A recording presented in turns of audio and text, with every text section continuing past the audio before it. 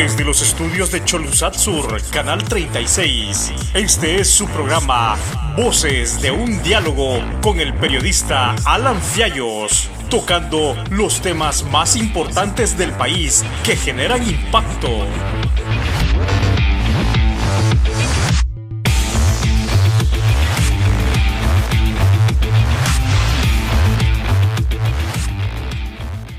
Señores, muy buenas, qué gusto saludarlos. Bienvenidos a un programa más de Voces de un Diálogo, siempre con los temas que generan impacto en el país. Hoy vamos a tener un programón, como siempre, con las noticias de última hora, con las noticias de impacto. Estamos en medio de la pandemia, en medio de los muertos, en medio de la corrupción, en medio de un montón de cosas que están pasando en Honduras, que por supuesto amerita que nos tengamos que tomar un tiempo para poder analizar y profundizar. Por supuesto, hoy, como siempre, tendremos las opiniones, los comentarios y las críticas más importantes en relación a lo que ocurre en el país. Bueno, quiero comenzar informándoles que en las últimas horas se ha presentado un recurso de inconstitucionalidad para por lo menos 3 artículos del nuevo Código Penal. Este nuevo Código Penal que está generando diversas reacciones, que unos lo toman como banderas políticas para ejercer sus adeptos, otros consideran que es el código de la impunidad, y hay personas serias y responsables que están haciendo una valoración respecto a esta temática, y para el caso se ha presentado entonces este recurso de inconstitucionalidad para por lo menos 13 artículos de este Código Penal. ¿Quién ha presentado este recurso de inconstitucionalidad? Pues bueno, lo ha presentado nada más y nada menos que una funcionaria del Poder Judicial, la abogada Gracia María Beltrán, quien es jueza del Tribunal de Sentencias San Pedro Sula. Para profundizar sobre esta temática y en el marco de la responsabilidad que corresponde, estamos en comunicación precisamente con la abogada Gracia María Beltrán, repito, jueza del Tribunal de Sentencias San Pedro Sula, para que nos pueda dar mayores detalles en relación a esta temática. Abogada, muchas gracias por atender esta comunicación con nuestro programa. Un placer saludarla. Igualmente, mucho gusto, Alan. Buenos días a toda la teleaudiencia. Es un honor para mí pues participar en este tipo de programas objetivos, beligerantes, y que sin lugar a dudas lo que pretende es informar. Sabemos que los medios de comunicación tienen ese ejercicio del control social, funcionan como contralores de los poderes públicos, y felicito pues tanto a Alan como al canal por darme la oportunidad de plasmar lo que consiste un recurso de inconstitucionalidad desde el punto de vista de operadora de justicia. El recurso de inconstitucionalidad se puede plantear por acción, por excepción, o se puede plantear también por el operador de justicia que tenga bajo su conocimiento cualquier expediente o cualquier proceso penal en el cual tenga que aplicar una norma que tenga rasgos de inconstitucional. Yo lo planteé el día de ayer ante la Sala Constitucional, el recurso de inconstitucionalidad, valga la redundancia, precisamente porque no he tenido conocimiento como juzgadora en este momento respecto a normativa que yo considere inconstitucional, pero va a llegar un momento en que voy a tener que aplicar ciertos parámetros o ciertos artículos que considero que no revisten de las formalidades que dice nuestra Carta Magna. Por esa razón considero que tenía lo que dice la misma ley sobre justicia constitucional, todos los requisitos para poder plantear este recurso por tener un interés legítimo, personal y directo, y plantear precisamente que este Código Penal tiene muchos artículos que son beneficiosos, pero también tiene varios artículos que no fueron estudiados, que son ambiguos y que son incoherentes. Dentro de ellos podría plantear, como usted bien lo manifestó, 3 artículos puntuales que violentan nuestra normativa constitucional. Primeramente, y la que me llama muchísimo la atención, es el hecho de que el Código Penal le adjudique a jueces de ejecución atribuciones que solamente le competen a la Sala de lo Constitucional.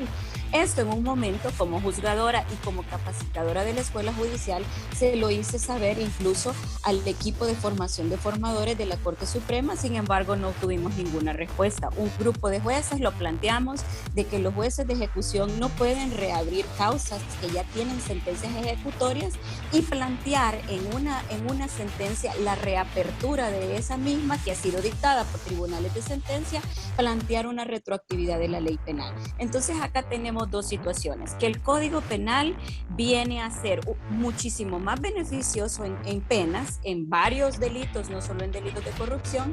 Entonces, al existir esta ley penal más favorable, nos da la posibilidad de abrir todos esos casos de los cuales ya tenemos condena firme. Eso se llama cosa juzgada.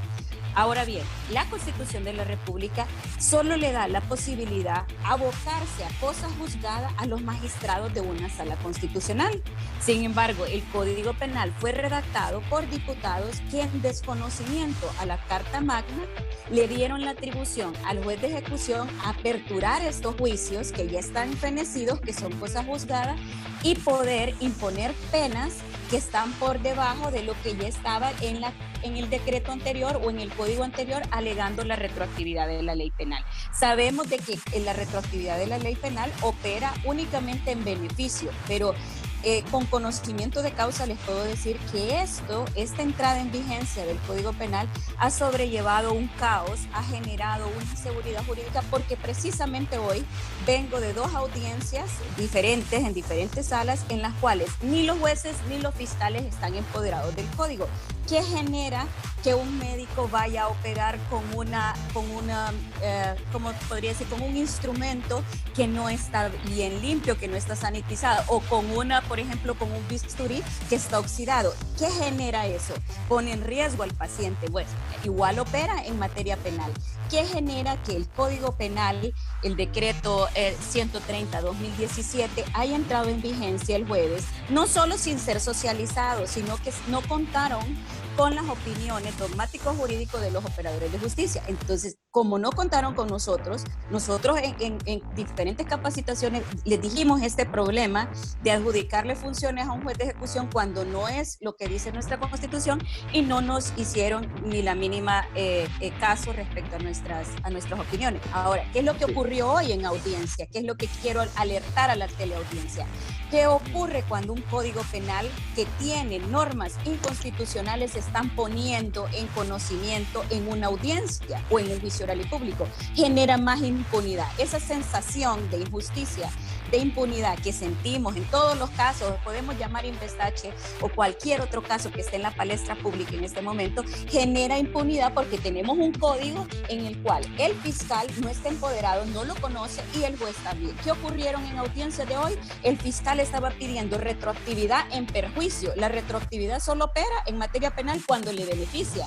Entonces el fiscal pidiendo una revisión de medida con retroactividad, pero para que perjudicándole al imputado. Entonces tenemos que explicarles a los operadores de justicia que el principio de retroactividad de la ley penal solo opera en beneficio.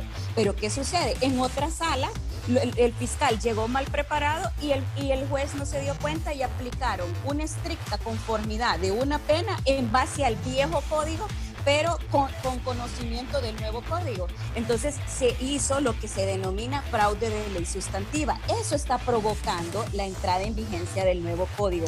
El desconocimiento de la norma genera más impunidad y genera inseguridad jurídica. Por esa razón es de que planteamos el recurso de inconstitucionalidad basados en que esa atribución de revisión de normas retroactivas solamente le aplican en materia constitucional a la Sala Constitucional de la Corte Suprema de Justicia y no a jueces ordinarios de primera instancia. Muy bien, me parece bastante delicado los elementos y la información que en primicia nos comparte acá en el programa, en Voces de un Diálogo. Y en la medida de lo posible, yo quisiera, abogada, yo entiendo que es un tema técnico jurídico que evidentemente pues se tiene que abordar desde esa perspectiva, pero yo le pido que procuremos tratar de llevar estos elementos de manera tal que lo podamos compartir con los hondureños y que más o menos, porque mire, muchos hondureños no le entienden a este tema, muchos diputados no le entienden a este tema, muchos levantaron la mano y ni siquiera sabían lo que estaban levantando. Muy bien, pero acá lo que tratamos es de alertar, como usted muy bien lo señala, sobre esta serie de situaciones que están bastante delicadas. Por ejemplo, este tema del fraude de la ley sustantiva está súper delicado, esa situación, y el hecho de que una sala opere de una manera o aplique la justicia de una forma y que otra sala en la que está a la par tenga otra interpretación. Eso no puede ser. Eso no puede ser. Y desde esa visión, entonces entiendo, abogada, que usted ha presentado esta recurso de inconstitucionalidad sobre este artículo en particular. Sobre este. Faltan dos más de los que vamos a ir profundizando un poco más adelante en el programa. Entonces, en ese sentido, este principio de retroactividad, ya muchos abogados llegaron hoy solicitando este principio de retroactividad, pero en perjuicio del imputado. Del imputado. Ok, mire, el principio de retroactividad, para que lo tenga clara la teleaudiencia, es que las personas que cometen delito tienen que ser enjuiciados conforme a la norma que estaba vigente al momento de cometerse el hecho. Es decir, que si hoy yo robo, se tiene que enjuiciar, o sea, se me tendría que enjuiciar en base al Código Penal que está vigente el día de hoy. Ahora, el principio de la irretroactividad de la ley penal es que no se pueden retrotraer a tiempos pasados, excepto en materia que le beneficia. ¿Qué quiere decir? Que las personas que cometieron delito hace 2 meses o hace 2 años no tendrían que ser enjuiciadas con el Código Penal anterior, sino que van a poder aplicar a la retroactividad con este código nuevo que entró en vigencia el 25 de junio, o sea, la semana pasada. ¿Eso qué quiere decir? Que en lugar de ser enjuiciado con el código que estaba vigente al momento de cometerse el hecho, va a ser enjuiciado por el código que está vigente en ese momento porque le beneficia. Eso quiere decir retroactividad de la ley penal. La retroactividad de la ley penal opera en 2 campos. En materia de procesados, que es el caso que les estaba señalando en este momento, que estamos en una audiencia para revisar medidas, por ejemplo, en un secuestro, en un robo, en una violación. Entonces el fiscal dice, quiero que se le aplique un cambio de medida porque ahora, conforme al principio de retroactividad, ya bajaron las penas, entonces ya no amerita que el procesado esté preso. Entonces le vamos a aplicar la retroactividad. Eso es en fase de procesado. Y el principio de retroactividad en fase condenado, por decir, una persona que ya tiene una sentencia condenatoria firme, ya no cabe casación, ya no cabe otro recurso, solamente cabe el de revisión, tiene que ser conocido por la Sala Constitucional. Pero el Código Penal en el 614 dice que no va a ser conocido por la Sala de lo Penal, de la Constitucional, sino que va a ser conocido por jueces de ejecución, que los jueces de ejecución toda la vida, conforme al 385 del procesal penal, se han encargado de juzgar y ejecutar lo juzgado en materia de ejecución de penas. ¿Qué quiere decir? Que ellos no juzgan conductas, ellos solamente juzgan o ejecutan lo que otro tribunal ya juzgó y va a imponer medidas de seguridad o libertades condicionales o beneficios que tengan que ver con beneficios de derechos fundamentales de los imputados, traslados, que un imputado está con VIH, que está con COVID positivo, entonces conforme a la reforma del 184, si está con COVID positivo, por ejemplo, 184 del procesal penal, lo pueden enviar a su casa con arresto domiciliario por mientras o a un hospital por mientras sobrepasa la enfermedad. Eso es en cuanto a materia de condenados. Pero al juzgado de ejecución no le corresponde abrir una sentencia e imponer una nueva pena conforme a un código penal nuevo. ¿Por qué razón? Porque esa atribución solo la tiene la Sala de lo Constitucional. Entonces, ¿qué está haciendo ahorita el Poder Judicial? Está haciendo lineamientos, está haciendo comunicados donde le dice, bueno, juzgado de ejecución, usted recibe ese recurso de revisión y me lo manda. Pero ese acuerdo, esa comunicación o esos lineamientos internos de la Corte Suprema no nos vinculan porque no son ley. Lo que nos vincula es el Código Penal, que ya entró en vigencia. ¿Qué nos vincula? La Constitución de la República. Ahora, ¿qué dice la Constitución de la República cuando hay una disyuntiva o una controversia entre un código, que es una ley ordinaria, y la Constitución? Prevalece la Constitución de la República. ¿Qué quiere decir?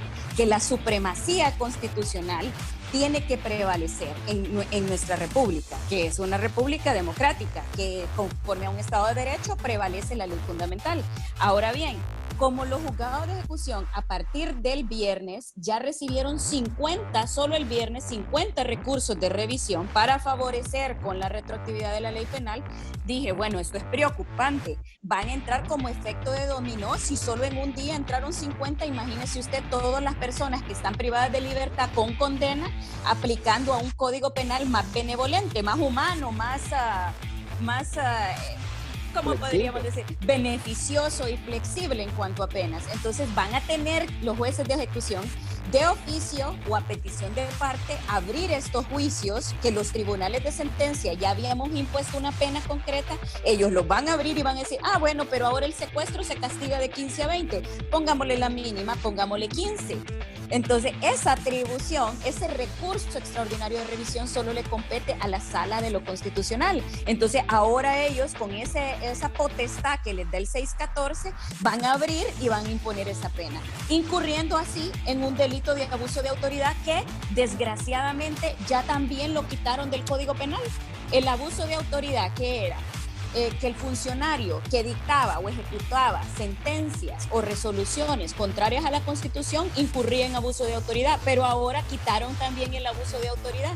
Entonces, por eso es que yo no soy de la línea de atacar el Código Penal de frente, pero sí demostrar a toda la teleaudiencia de que el Código tiene tremendas falencias, tiene una línea dirigida a favorecer a los funcionarios que estemos sometidos al control, que estemos sometidos a la administración de justicia, y que incurramos o no en error, deberíamos de estar en igualdad de condiciones a ser sometidos a la justicia conforme a una ley que sea constitucional, no conforme a una ley que venga a violentar el debido proceso. Muy bien, y me parece interesante su planteamiento, me parece muy serio y muy respetable, sobre todo porque acá lo que hemos visto en los últimos días, en los últimos meses, en los últimos tiempos, es un ataque visceral al Código Penal, pero con mucho desconocimiento, con mucha ignorancia sobre el fondo de lo que implica la redacción de este nuevo Código Penal. Vamos a ir avanzando en el desarrollo del programa, porque evidentemente tenemos que ser puntuales para poder aprovechar el tiempo, abogado, si usted me lo permite. Ahora, si dan luz verde y declaran inconstitucional este artículo en particular que usted nos hace mención, ¿cuál es el procedimiento a seguir? Si me ayuda con esa ilustración, y en relación a la aplicabilidad del mismo, por favor. Muy bien, si la Sala de lo Constitucional declara inconstitucional el artículo 614, entonces esa potestad de revisar los recursos de revisión vuelve a la Sala Constitucional. ¿Qué quiere decir? Que quedaría, el hecho de que se declare inconstitucional el 614 no quiere decir de que no se va a revisar del 614 al 629, porque ahí es donde está citado todos los parámetros de la retroactividad. Incluso el Código Penal le dice qué pasa cuando, por ejemplo, hay penas accesorias, qué pasa cuando hay concurso de delitos, qué pasa, por ejemplo, ante esa sentencia que emite el juzgado de ejecución, ¿quién la revisa? El 629 le dice que sobre esa sentencia de revisión cabe la casación, cuando es absurdo, sobre una revisión no cabe recurso alguno. Entonces, pero si lo declaran inconstitucional, vuelve al Congreso. Si lo vuelve declaran, al Congreso para notificarle de que fue declarado inconstitucional, y solo para ilustración del pueblo, ningún diputado puede patalear, nadie puede decir nada. Es una disposición de la Sala de lo Constitucional diciéndole: diputados, este artículo es inconstitucional, solo les comunico, sépalo, deróguelo. Algo así creo que es la cosa. Exactamente. La misma Constitución dice que y la Ley sobre Justicia Constitucional, que al declararse la inconstitucionalidad queda inaplicable y completamente derogada. ¿Qué quiere decir? Que si el 614 es inconstitucional, todos los que vengan después y que tengan relación como el 629 salen de nuestro ordenamiento jurídico y ya no podrían pedir la revisión ante un juzgado de ejecución, sino que tendrían que hacerlo conforme a la Ley sobre Justicia Constitucional. Veo acá en el artículo 94 de la Ley sobre Justicia Constitucional que dice de manera textual, para ilustración del pueblo hondureño, de los efectos de la sentencia en la publicación. La sentencia que se declare en la constitucionalidad de una norma será de ejecución inmediata, ¿verdad? Inmediata. Tendrá los efectos generales y por lo tanto derogará la norma inconstitucional debiendo comunicarse al Congreso Nacional, quien lo hará publicar en el Diario Oficial La Gaceta. O sea que ahí no hay posibilidad de pataleo, ni de debate, ni de política tampoco. De ninguno de los poderes del Estado. Es decir, aquí se opera la independencia de poderes porque no se pasa al Ejecutivo para que le dé la sanción, ni tampoco para que se emita la fórmula, por tanto ejecútese, ni publíquese. El hecho de que un poder del Estado declare inconstitucional una norma inmediatamente está para efectos generales y se manda a publicar en el acto al Diario La Gaceta. Es de inmediata aplicabilidad. Sí, en el entendido de que el intérprete último y definitivo de la Constitución de la República es esta sala, ¿verdad? Así es. En ese sentido. Muy bien. ¿Cuáles son los otros artículos, abogada, para aprovechar el tiempo y para que podamos puntualizar y que sea de muchísima ilustración para abogados, para operadores de justicia, para diputados? Estamos acá y quiero agradecerle mucho este tiempo porque le sirve a muchos, incluso siendo profesionales del derecho y siendo diputados, no tienen claro este panorama. Adelante, abogado.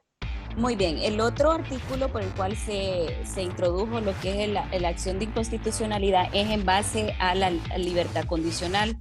Antes, la libertad condicional usted la planteaba ante el juez de ejecución únicamente demostrando de que la persona no era reincidente, que no había sido condenado con anterioridad por delito doloso y que tenía buena conducta y que había pues de alguna manera reparado el daño causado, o si no lo había reparado, por lo menos que se demostrara la incapacidad de poder pagar este daño o de restituir la cosa. La libertad condicional sigue estando conforme al nuevo código en manos del juez de ejecución, pero se le hace una exclusión o se selecciona a quienes van a poder optar a este beneficio de libertad condicional. Se excluye de las personas que puedan optar a la libertad condicional a todas aquellas personas que hayan sido enjuiciadas con delitos vinculados a estructuras criminales. Es decir, que todas aquellas personas que están engañadas creyendo en los centros penales de que van a salir por lavado, por narcotráfico, por robo de vehículo, por extorsión, todas estas personas están esperando a salir en libertad condicional conforme al nuevo código. Pues lo pueden ir olvidando porque el Código Penal lo establece, permítame que no lo tengo a la mano, en el artículo 81 establece de que se excluye de la libertad condicional todas aquellas personas que estén vinculados a las estructuras criminales. Ya lo dice también la misma normativa, el 184, del Código Procesal Penal, de que estas personas que están vinculadas son aquellos que tengan 2 o 3, o sea, todo lo que sean de 3 personas en adelante sometidos a delitos de crimen organizado, ya los conocemos cuáles son, trata de personas, todos estos. Ahora, ¿qué pasa? Que los delincuentes de cuello blanco que están en corporaciones, que están en poderes del Estado, que también son estructuras criminales, pero que a ellos no les va a afectar esta norma, obviamente no van a ser parte de esta normativa. Entonces, ¿qué sucede? La libertad condicional ahora se condicionó a cierto sector de la población penitenciaria. Entonces, si bien la norma dicen que es humanista, que busca también descongestionar los centros penales, que también busca la igualdad ante la ley, acá no hay igualdad ante la ley. Acá lo que hay es una franca discriminación o un trato desigual en cuanto a la población penitenciaria, porque si yo estoy por extorsión, me capturaron a mí solo, pero se sobreentiende que la extorsión no la puedo hacer yo solo, sino que necesito una estructura criminal atrás, entonces me van a denegar la libertad condicional. Entonces, ¿dónde queda el artículo constitucional que dice que los centros penales son centros para la resocialización, el fenómeno resocializar, reeducar y recolocar pues al imputado en una esfera donde él sepa que el haber cometido un error no lo hace menos humano? Entonces, no está el fenómeno de resocialización ni rehabilitación que tanto dice la Constitución, porque si vamos a segmentar a la población carcelaria diciendo, no, vos nunca vas a poder optar a libertad condicional porque tu delito es narcotráfico, entonces, ¿por qué engañaron a la sociedad diciendo que el narcotráfico vamos a bajar las penas? Que si antes las teníamos de 15 a 20 años con 1 millón de lempiras, ahora el narcotráfico ya no va a poder optar a libertad condicional porque con el artículo 81 ya lo excluyen de la libertad condicional. Ahora va a tener que estar los 15 años y como ya lo bajaron a 10, va a tener que estar 10. Entonces, si usted se fija, es un juego de intereses y de palabras donde lo que toda la población penitenciaria o es una de dos, o espera la retroactividad de la ley penal o espera la libertad condicional, y la libertad condicional no aplica en delitos que estén vinculados a las estructuras criminales. ¿Y cuál debería ser entonces el catálogo oficial, el real, el que se puede aplicar? Pues el que se debe de aplicar y que tiene que nacer del control de convencionalidad de las leyes y de la misma Constitución es que todos los hondureños somos iguales ante la ley y que no se puede discriminar por la condición en la que estemos o por el delito que hayamos cometido. Es decir, independientemente que yo haya cometido un parricidio, un femicidio, un asesinato, una malversación de caudales públicos, el deber del Estado es tenerme sometido a proceso, después haberme oído y vencido en juicio y que posteriormente yo esté purgando mi pena, pero que la pena no sea solo castigo, sino que sea de rehabilitación, de resocialización. Entonces, si me van a negar el hecho de optar a una libertad condicional solamente porque mi caso es por narcotráfico, porque yo era una mula o porque yo era facilitación de medios de transporte, entonces, ¿qué quiere decir? Yo no soy igual que entonces que el homicida, que el parricida. Entonces, ese trato diferenciado, ese trato discriminatorio contra un grupo selectivo de privados de libertad es discriminatorio y contraviene abiertamente la Constitución de la República y también el artículo 1 de la Convención Americana, donde dice que todos somos iguales. A nadie se le puede discriminar por actos que sean propios de una conducta. Interesante, interesante. Entonces, este también es otro de los artículos que tiene que ser derogado y que tiene que enmendarse porque evidentemente no está apegado a una justicia, a una igualdad, entiendo yo, de acuerdo a lo que ustedes nos plantean. ¿Cuál es el otro artículo? Bueno, el otro artículo va ligado mucho, no sé si ustedes se recuerdan a la famosa ley de privación del dominio, en el cual usted estaba enjuiciando a una persona y le podía privar o confiscar cualquier tipo de bienes por mientras la persona estaba procesada. Pues ahora, dentro del catálogo de penas... Que es selectivamente, claro. A los que eran enemigos de los del poder les claro. Aseguraban todo. Exactamente. A otros grandes delincuentes nunca les aseguraron nada.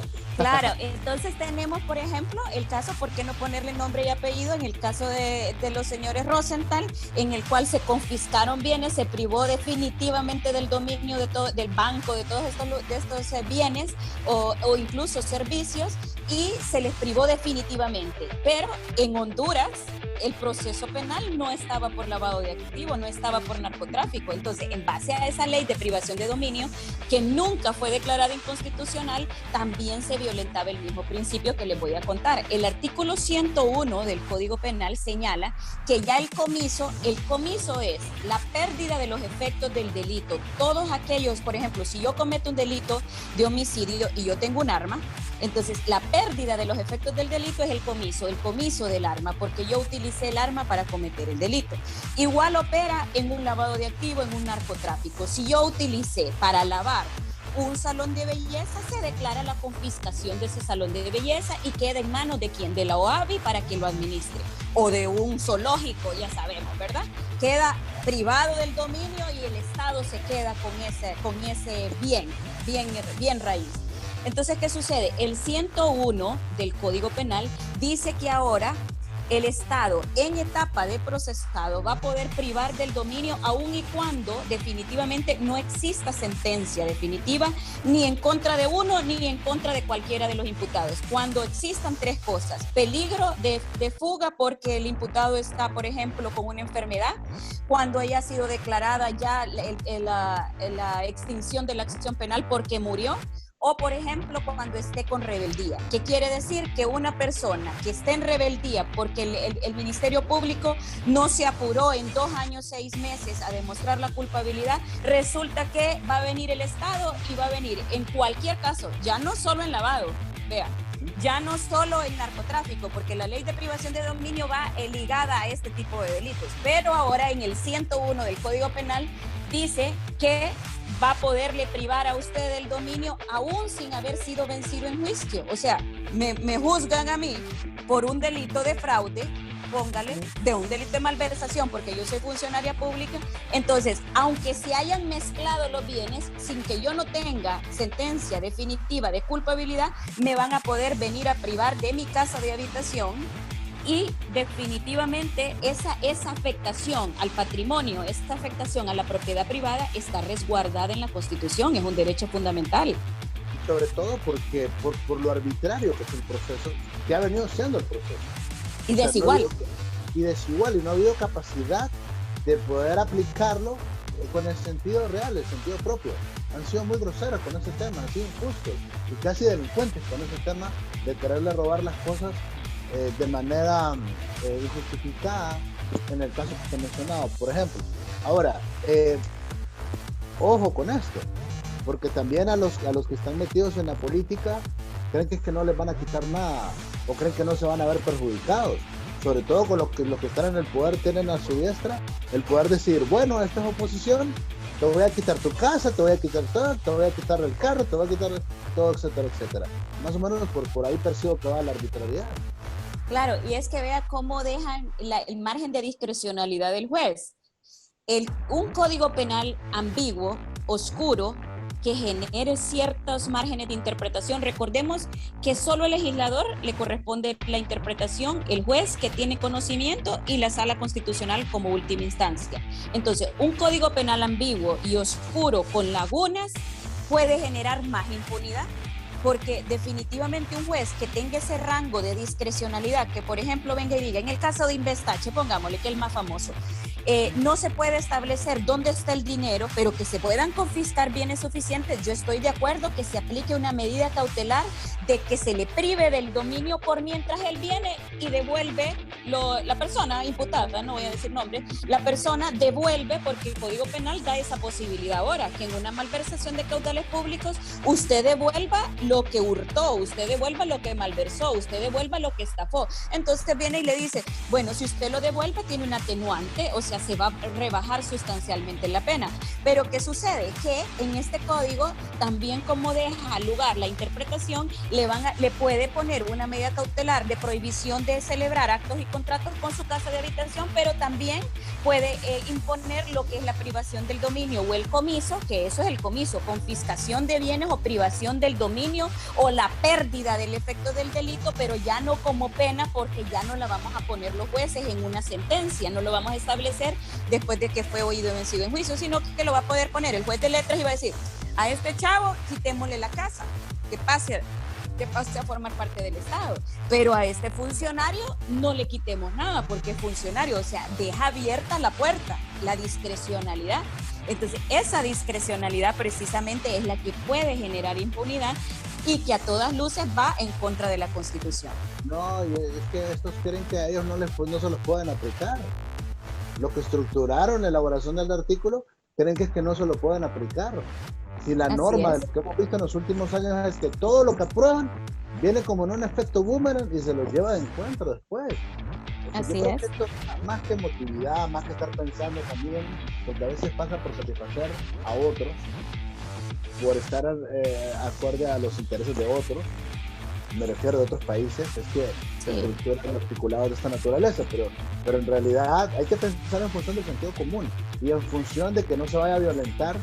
Mire, acá por menos el que compra una casa usualmente pues lo hace con mucho sacrificio, aunque sea un funcionario público, incluso aunque sea alto funcionario público, y enredar este tipo de situaciones no es pertinente. Y ahora, en base a lo que usted está señalando, no solo a los lavadores de activos, no solo a los narcotraficantes, sino que acá medio mundo, ¿verdad?, que está enredado en situaciones de corrupción o medio malversación. Bueno, en términos generales, todo, ¿verdad? Todos, el 101 le aplica a todos los delitos. Interesante. Entonces, ¿qué sucede? De que, como usted verá, ya no solo estamos vinculados a privar del dominio sin sentencia definitiva, sino que violentamos un estado de inocencia, porque aunque lo hayan quitado dentro del catálogo de penas, porque el comiso es una pena, es la pérdida de un patrimonio. Si a usted le quitan su casa, no le sirve como pena a usted. Claro que es una pena natural, que a mí me quiten mi carro, aún y cuando, póngale un robo de vehículo. Entonces, si yo soy absuelta por robo de vehículo o adquisición de vehículo robado, ¿por qué el Estado se va a quedar con mi carro si yo fui absuelta? No tiene sentido, porque mi estado de inocencia no ha sido destruido y vencido en juicio. Entonces, ¿qué sucede? Yo aspiro que tener una sentencia absolutoria me devuelven mi vehículo porque yo lo adquirí con buena fe y no se ha destruido mi estado de inocencia. A eso quiero llegar. Yo no estoy defendiendo a los corruptos y por mí que le impongan medida cautelar incluso a cualquier funcionario público, porque estoy en contra, al igual que estoy en contra de delincuentes de cuello blanco, estoy en contra de la delincuencia convencional, pero lo que estoy es a favor de la legalidad. Si yo compro un vehículo, y vuelvo a repetir, acá hay un lugar en San Pedro Sula que se llama La Esquina Caliente, si yo lo compro por buena fe, pero el vehículo es pando, le modificaron el BIN o la serie, entonces va a venir el Estado y se va a quedar con mi vehículo. Yo pierdo el dinero y pierdo el vehículo. Entonces, ¿qué sucede? Si yo puedo demostrar que yo lo adquirí con mi plata legal, con lo que yo gano, y ese vehículo es pando, pero que fue un tercero el que cometió ese delito en mi perjuicio, no fui yo, porque yo solo lo adquirí, yo solo lo compré de buena fe y lo puedo demostrar, ¿por qué se van a quedar con mi vehículo? ¿Por qué razón? ¿Por qué voy a perder yo esa plata? Entonces, a eso quiero llegar, o sea, que nos pongamos en el lugar de la legalidad, no de favorecer la corrupción. Los señores diputados pueden creer que este artículo nunca les va a afectar, pero vean lo que les ocurrió con la asamblea extraordinaria que hicieron el miércoles, que ellos, después de que se celebra la audiencia, la asamblea extraordinaria, pretenden imputar delitos conforme al viejo código, y les dicen de que incurrieron en usurpación, en abuso de autoridad. Ahorita están en la policía presentándose. Pero ¿qué sucede? Que la misma, y que la misma ley, el artículo 10 que ellos habían reformado para inmunizarse legislativamente, se les olvidó, y ahora es que esa misma ley les beneficia a los de la oposición. Te vea, hacen leyes y como dice usted, el efecto boomerang de las leyes. ¿Sabes qué? Pero le voy a decir una verdad. En el marco de la objetividad y del análisis que como periodistas serios hacemos, causa más efecto esta acción suya de hoy que esta sesión extraordinaria. Es que esa sesión extraordinaria tiene un montón de matices políticos y un montón de cosas que nosotros las sabemos, ¿verdad? Hay un montón de entretelones ahí sobre esa sesión extraordinaria que nosotros lo sabemos. Y por eso yo fui categórico al decir que eso no causaba efecto. Lo que sí puede causar efecto, me parece que puede colaborar en mucho con el país, es que tomen en consideración esta acción suya. Me parece que es muy serio y muy responsable, y por eso es que hoy nos hemos tomado el tiempo acá en el programa de poder darle este tiempo para que los que integran esta sala de lo constitucional tengan la oportunidad de escucharla con mayor detalle, el exponerle todos estos argumentos. Yo creo que le estamos haciendo un bien a la patria, le estamos haciendo un bien al país, para que esta acción, que en el marco de la seriedad y la responsabilidad que usted hace hoy, sea tomada en consideración. Porque acá no solo es gritar, acá no solo es protestar, acá hay gente que por Facebook o por las redes sociales cree que va a resolver Honduras. No, hay que tomar acciones, y las acciones, yo creo que viniendo de una funcionaria judicial, debe de tenerse la mayor consideración, mucho respeto, y que deben de estudiar esto, deben de estudiar este planteamiento que usted ha hecho, abogado. Pues muchas gracias. La verdad es que entiendo yo que tanto los jueces de ejecución están reunidos el día de hoy para plantear en bloque lo que es el recurso de inconstitucionalidad en base a los artículos 614 al 629 que le mencioné. Ellos están en la misma postura mía, en el sentido, bueno, yo fui juez de ejecución 8 años, y por esa razón conozco cuáles son las atribuciones. Si no las conociera, pues yo diría, pues dentro de la ignorancia podría decir, pero es que ¿será que el juez de ejecución puede aplicar la retroactividad de la ley penal? Pero como la conozco, como me empoderé de la materia, yo sé definitivamente de que no le corresponde al juez de ejecución. O sea, aunque ellos quisieran tener este protagonismo en el proceso penal, no le compete. Es precisamente un recurso extraordinario. Vea usted que dentro del capítulo de garantías constitucionales está el amparo, está el habeas corpus, está la inconstitucionalidad y está la revisión. Entonces, la revisión no le corresponde a un juez ordinario de primera instancia. Entonces, si a mí me van a someter una revisión, de plano le digo, sin lugar, váyase a donde le corresponde. corresponde, porque es a la Sala de lo Constitucional. No me haga incurrir en responsabilidad penal, administrativa y civil. Por esta razón, como los jueces solo el día viernes pasado recibieron 50 en masa, tanto en Tegucigalpa como en San Pedro Sula y en diferentes juzgados de jurisdicción nacional en materia de ejecución, por esa razón ha generado tanta preocupación. Y pues nosotros definitivamente lo que aspiramos es de que haya seguridad jurídica, de que la población sepa, si yo voy a optar a una retroactividad de la ley penal, que sea un magistrado de la Sala Constitucional que diga, este artículo del Código Penal es inconstitucional, no que sea un juzgado de ejecución mediante una revisión de una ley penal donde tenemos en duda si es o no es una ley que realmente reviste de toda la formalidad. Y por eso era importante, trascendental, que las asociaciones de jueces y magistrados formaran parte de estos procesos de estructuración, de elaboración, de discusión del nuevo Código Penal. Yo siento muy seriamente que no era necesario traer asesores extranjeros. Acá hay suficiente capacidad profesional, abogados y abogadas profesionales como usted y como otros, que tienen la suficiente capacidad como para poder haber estructurado un código penal acorde a nuestra realidad, acorde a poder buscar también una evolución importante, pero acá se ponen a inventar, ¿verdad? Y esa es la discusión que quizás no se ha tenido. Se ha tenido más una discusión política, se ha tenido más una discusión por cada quien con sus intereses. Mire, ahí se habían comprometido a derogar los artículos que nos golpean a nosotros como periodistas, y ahí están vigentes. Hoy yo no puedo hablar de los bancos, hoy yo no puedo decir nada, ni siquiera por redes sociales, porque me van a meter preso. Es una situación bastante delicada.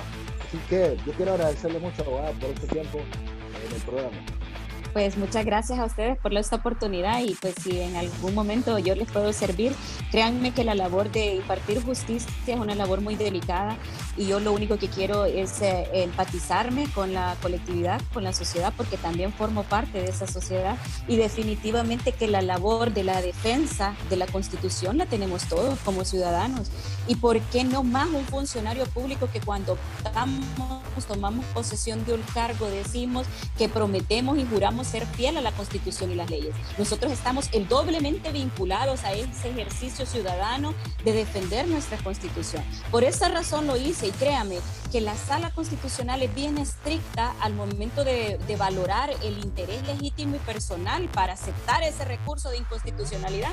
Pero yo digo, si un funcionario tiene esa vinculación de hacer que se respete la Constitución, yo estoy segura que la Sala Constitucional va a admitir mi recurso por esa sencilla razón, que mi deber como funcionaria es hacer que se respete la Constitución, que es mi interés legítimo como ciudadana acudir ante una sala para que revise si este cuerpo legal tiene o no todas las garantías de la Constitución de la República. Entonces, yo tengo fe que esta Sala Constitucional va a ser objetiva, va a ser imparcial y va a valorar todo lo que hemos expuesto en ese recurso.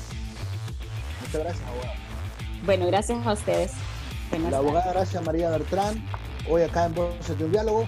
Muchas gracias a todos ustedes que siempre están pendientes del programa. En nombre de Oscarito Luna, que está al frente del máster, señoras y señores, yo soy Alan Fiallos y les dejo con estos importantes, muy importantes anuncios.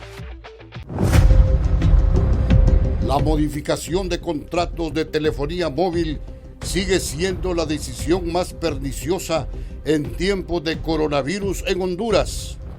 La operación le permite un beneficio económico que se cuenta por millones y millones de dólares a las compañías de telefonía celular en Honduras.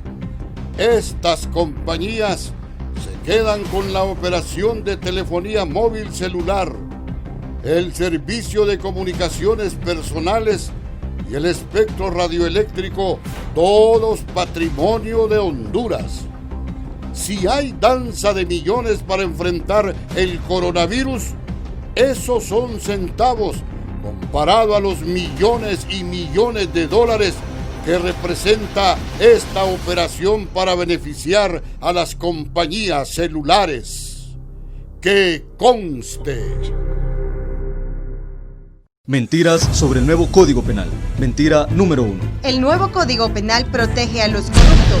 Falso. El nuevo Código Penal aumenta hasta 15 años de cárcel las penas contra los funcionarios públicos que sustraigan recursos del Estado en una red de corrupción y suma además 2 castigos adicionales: la devolución de hasta 4 veces del monto robado y la inhabilitación por hasta el doble del tiempo que estará en la cárcel. Artículo 436 y artículo 474 al 478. Basta ya de mentirle al pueblo. Para conocer más sobre el nuevo Código Penal, léalo en www.congresonacional.hn. Gracias a la confianza de nuestros clientes, Banco Atlántida es el número 1 en depósitos en Honduras. Durante los meses de marzo, abril y mayo, nuestras cifras en depósitos se fortalecieron más. Una gran muestra de que los hondureños confían en el banco que por 107 años ha cuidado de su patrimonio y que siempre apoya a sus clientes a salir adelante. Tú también ahorra en el banco en el que Honduras confía. Banco Atlántida. Imagina, cree, triunfa. Mentiras sobre el nuevo Código Penal. Mentira número 2. Con el nuevo Código Penal, el funcionario corrupto puede devolver lo robado y así evitar la cárcel. Falso. Según el artículo 479 del nuevo Código Penal, una vez que la Fiscalía ha iniciado las investigaciones, aún devolviendo la totalidad del monto sustraído ilegalmente, la persona no puede evitar la investigación y la posible sentencia condenatoria. Basta ya de mentirle al pueblo. Para conocer más sobre el nuevo Código Penal, léalo en www.congresonacional.hn. Que cuando salgamos, siempre y cuando la mascarilla no la dejemos, y cuando no tengamos que salir a la calle no salgamos, quedémonos en casa. Si va a salir, que salga porque tenga que salir, va, y que sea mucha la urgencia y que siempre salgan protegidos con la mascarilla. Si sale, use las medidas de seguridad, mascarilla, todo lo necesario para el bienestar de nuestra familia. Usen las mascarillas y el gel y que tomen sus medidas antes de salir de casa.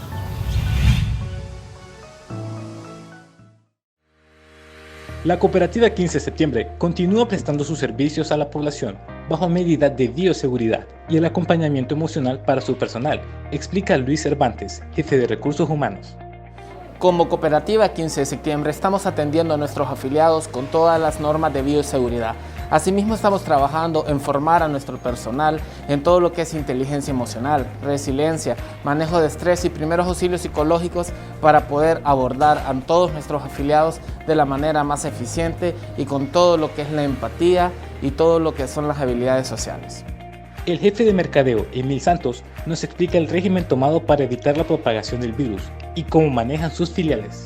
En donde estamos utilizando todas las medidas de bioseguridad, un personal altamente calificado y invitar a todos nuestros afiliados para que vengan, para que participen en nuestros productos y servicios y sobre todo saber que pueden entrar con toda la seguridad, con todas las medidas y con todas las capacitaciones que estamos brindando a través de nuestras redes sociales. Así que ven a nuestra cooperativa 15 de septiembre. De igual manera, Santos nos asegura que con el personal capacitado están atentos para brindarle la mejor atención. Estamos usando todas las medidas de bioseguridad, entre ellas toma de temperatura, sanitizado de los pies, sanitizado de las manos. Estamos evaluando que las personas traigan mascarillas correctas y también que puedan utilizar todas las medidas, tanto internas como externas. La cooperativa 15 de septiembre sigue invitando a sus afiliados para que puedan asistir a sus instalaciones que cumplen los estándares de bioseguridad.